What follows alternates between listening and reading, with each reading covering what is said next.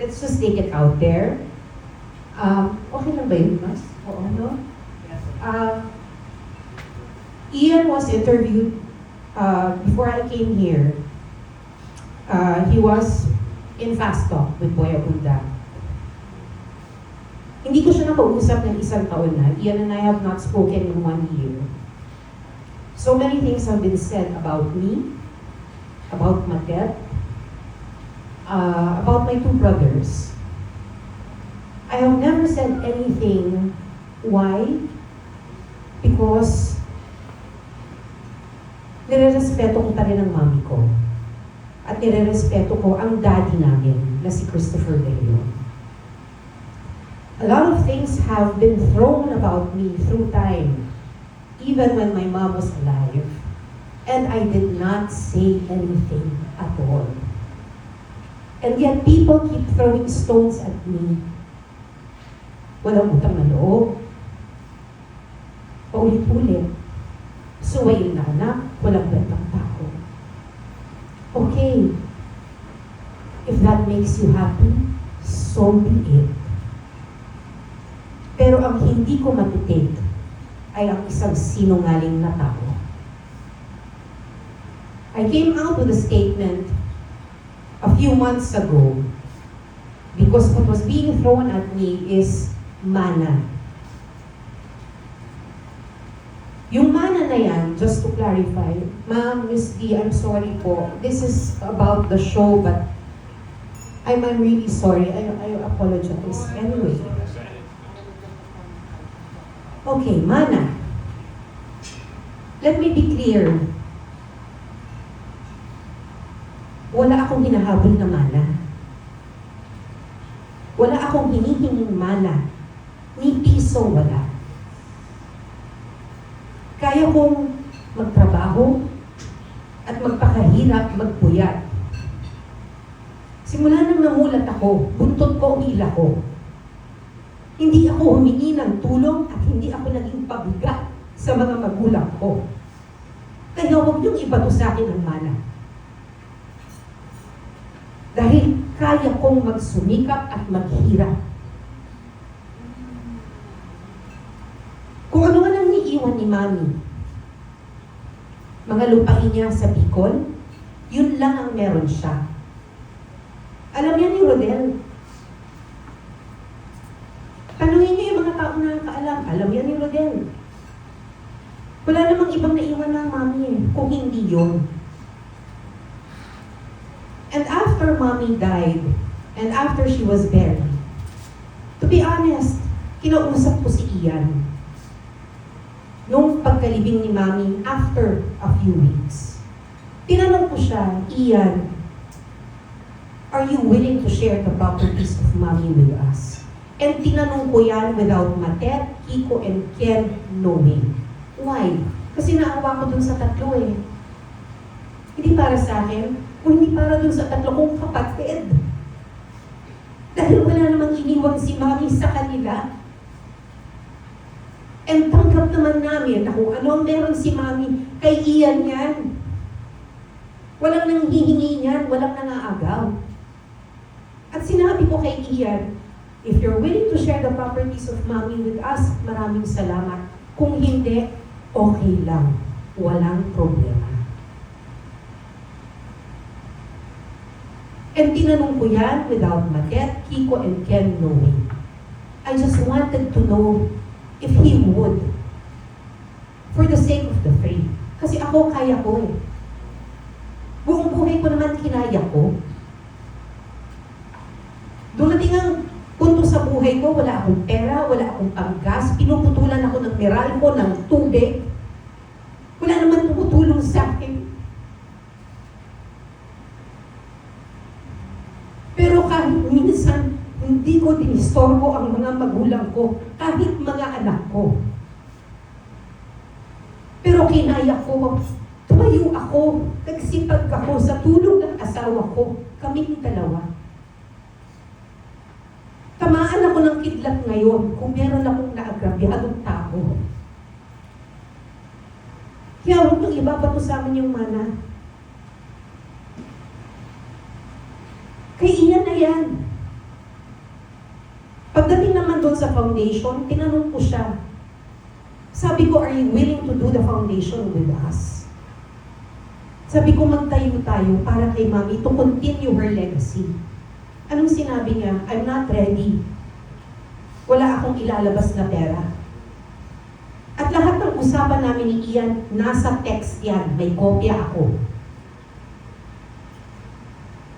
Sabi niya, hindi ko pa kaya ngayon. Sabi ko, okay. Irerespeto ko yan.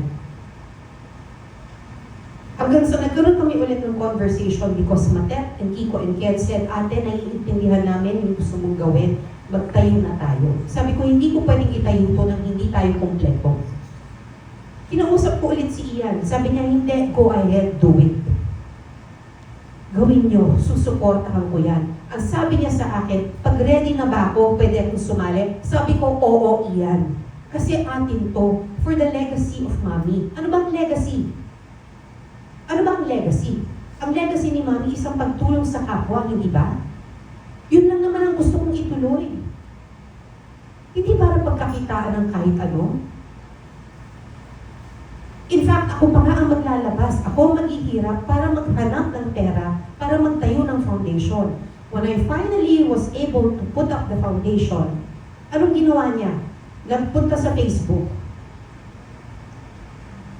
Ang sinabi niya, hindi ko alam yung foundation na itinayo. Hindi ko pinapayagan ng kahit sino na magtayo ng foundation. Hindi ako nagpapayag ng kahit na sino magbigay ng pera dyan sa foundation na yan. Doon ako nasaktan. Bakit? Kasi alam niya. Alam niya lahat. Alam niya lahat. So hindi ko maintindihan kung bakit puro kasinungalingan na lumalabas sa bibig mo, Ian. Bakit? Sinabi niya kanina sa fast talk, sinabi daw niya sa akin, kay Matet, kay Kiko, kay Ken, na magtatayo siya ng one-person corporation ng enterprise. He never told us. He never told us, he never shared with us anything at all. Wala siyang shinare, wala siyang sinabi, wala siyang kwento. Pinahayaan na nga namin, ako tahimik na ako eh. But I will not allow anyone to put Matet down, to put Kiko down, to put Ken down, and to say all these lies because it's not true.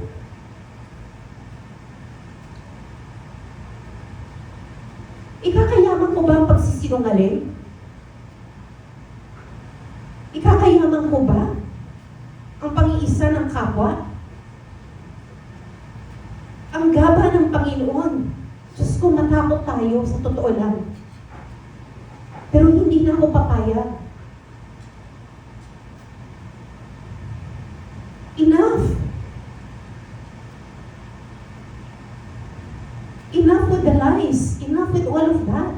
Tahimik ako, tahimik na si Matet, tahimik si Iko, tahimik si Ken. Wala na kaming sinasabi, and then you go out on a TV show, and then you tell everyone na sinabi mo sa amin, which is not true. Pinadaan ko na nga sa abogado ko eh. Para nga hindi na ako magsalita noon pa man.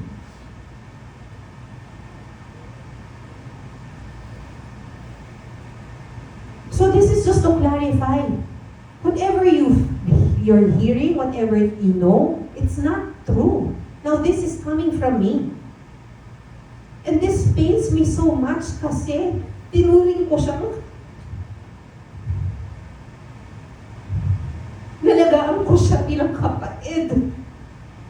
Pinilin sa akin ng nanay ko. Ilang taon bang wala si Mami na nasa Amerika siya? Sa akin na iwan si Matet, si Kiko, si Ken, kahit si Ian, ilang taon sa akin pumirayan. Nung asawa ko pa si Monsing, ginawan pa namin siya ng sariling kwarto sa bahay namin.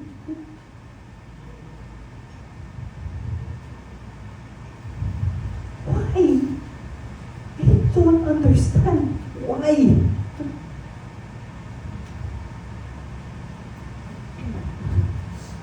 Again, sa kanya na lahat. Wala akong hinihingi. Wala kaming hinihingi. Wala akong inaagaw. Walang inaagaw si Matet. He can have it all. Kasi para sa akin, sapat na natawag kong mami si Nora Honor. Sapat na napalaki ako ng isang superstar. Sapat na nabigyan ako ng pangalan ni Mami. He can have it all. Galit ako. Galit na galit ako.